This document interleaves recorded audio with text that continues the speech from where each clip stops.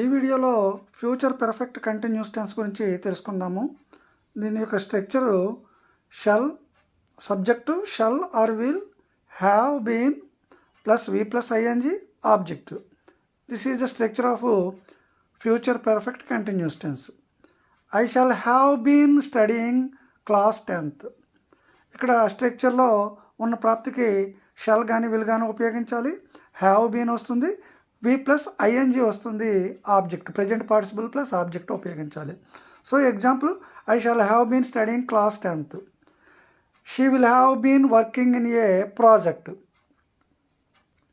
They will have been travelling in a trip. He will have been teaching English. We shall have been playing in the ground.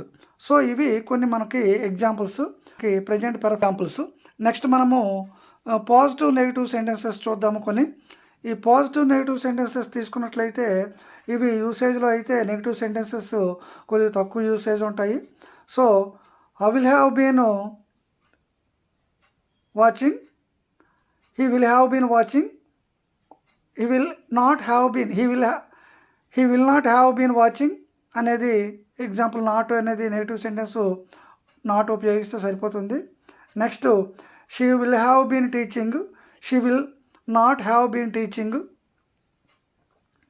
They will have been working, they will not have been working. ఈ విధంగా మనము examples కొన్ని not ఉపయోగిస్తే negative sentence అవుతుంది. Next, SR no questions తీసుకుందాము. Will you have been watching, will you have been playing, will they have been teaching. ఈ విధంగా మనకి స్ట్రక్చర్లో ఉన్న హెల్పింగ్ వెర్బ్ యూ అనే సబ్జెక్ట్ తీసుకున్నాము, have been, next V plus ING అనేవి స్ట్రక్చర్లో ఉన్న ప్రాప్తికి మనము తీసుకోవడం జరుగుతుంది. Next, WS questions. యూజువల్గా డబ్ల్యూఎస్ క్వశ్చన్స్ ఎక్కువగా హౌ లాంగ్తో యూజ్ చేయడం జరుగుతుంది. ఎందుకంటే ఇది ఒక పీరియడ్ ఆఫ్ టైంకి సంబంధించింది కాబట్టి హౌ లాంగ్ అనే మనము డబ్ల్యూహెచ్ ఫామ్ యూజ్ చేయవలసి ఉంటుంది. How long will they have been travelling, how long will have you been working అనేవి కొన్ని ఎగ్జాంపుల్స్గా మనము తీసుకోవడం జరిగింది. ఇవి మనకి ఎగ్జాంపుల్స్. ఎక్కువగా హౌ లాంగ్ అనేది మాత్రమే యూజ్ చేయడం జరుగుతుంది. నెక్స్ట్ యూసేజ్ తీసుకుందాము. So to express or describe an action that will have going up to a duration point in the future. మనకి భవిష్యత్తులో ఒక నిర్దిష్ట సమయానికి కొంతకాలం పాటు జరుగుతూ ఉన్నట్టుగా ఒక పనిని చెప్పాలనుకున్నప్పుడు ఈ ఫ్యూచర్ పెర్ఫెక్ట్ కంటిన్యూస్ టెన్స్ను ఉపయోగిస్తాము. To describe an action that will be going on up to a period of time point in the future. ఒక పర్టికులర్ పాయింట్ టైంలో ఒక ఖచ్చితమైన సమయానికి ఈ వర్క్ జరుగుతున్నట్టుగా చెప్పాలనుకున్నట్లయితే భవిష్యత్తులో మనం ఫ్యూచర్ కంటిన్యూస్ టెన్స్ను ఉపయోగిస్తాము.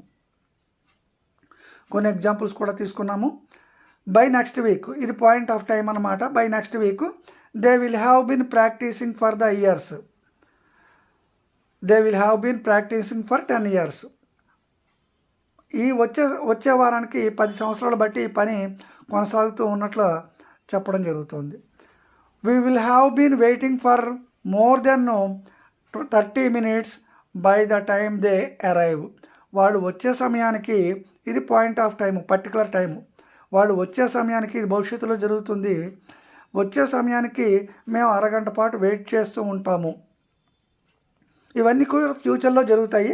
కానీ ఈ ఫ్యూచర్లో జరిగే యాక్షన్స్ కొంతకాలం పాటు జరుగుతున్నట్టుగా ఇందులో ఎక్స్ప్రెస్ చేయడం జరుగుతుంది. బై నెక్స్ట్ సమ్మర్, వచ్చే సంవత్సరానికి వీ